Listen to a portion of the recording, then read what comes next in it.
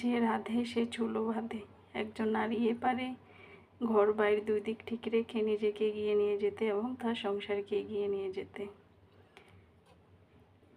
কিন্তু একজন পুরুষ কখনো তা পারে না এবং কি কোনোদিন পারবেও না।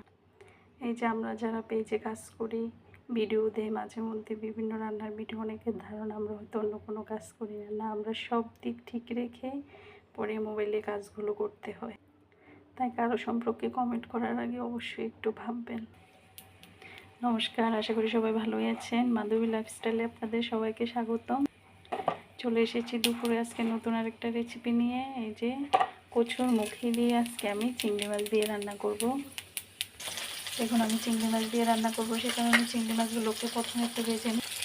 একটা শুকনো লঙ্কা আর কিছুটা পাঁচফোড়ন দিয়ে এখন কচুর মুখিগুলোকে দিয়ে দিলাম। দেখুন আমি লবণ আর হলুদ দিয়ে দিয়েছি, এগুলোকে 5 মিনিট একটু ফ্রাই করে নেব। দেখুন কচুর মুখিগুলো কিন্তু আমার আগের থেকে একটু সিদ্ধ করে নিয়েছিল। এখন এতে আমি মরিচের গুঁড়ো আর মশলাটা দিয়ে দেবো, দিয়ে একটু কষিয়ে নেব। দেখুন এর মধ্যে আমি মশলা আর লাল মরিচের গুঁড়োটা দিয়ে দিয়েছি। এবার 5 মিনিট একটু কষিয়ে নেব। এরপরে এর মধ্যে আমি গরম জল দিয়ে দেবো। দেখুন আমি গরম জল দিয়ে দিয়েছি, এর সাথে সাথে আমি মাছগুলোও দিয়ে দিয়েছি। দেখুন আমার রান্নাটা কিন্তু হয়ে এসেছে। আমি লাস্ট এই যে ধনেপাতা কেটে রেখেছি, এখন ধনেপাতাগুলো দিয়ে নামিয়ে নেব। দেখুন আমার রান্নাটা হয়ে গেছে, এতটুকুই।